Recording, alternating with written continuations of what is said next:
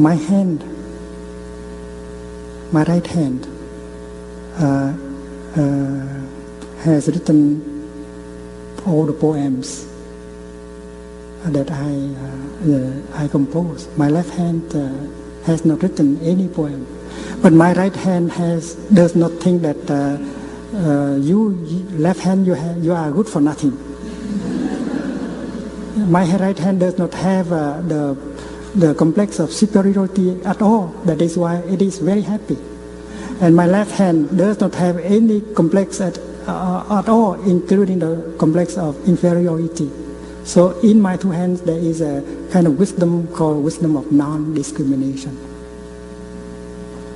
And when one day I remember I was driving a nail, and my right hand was not very firm. Instead of pounding on the nail, it pounded on the finger.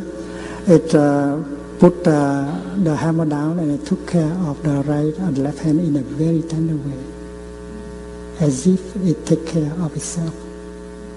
And it does not say, you left hand, you know that the right hand, has taken good care of you, and you have to remember that, you have to pay back sometime in the future. There's no such a thinking. And my left hand does not say like this, the right hand has done me a lot of harm. Give me that hammer. I want justice.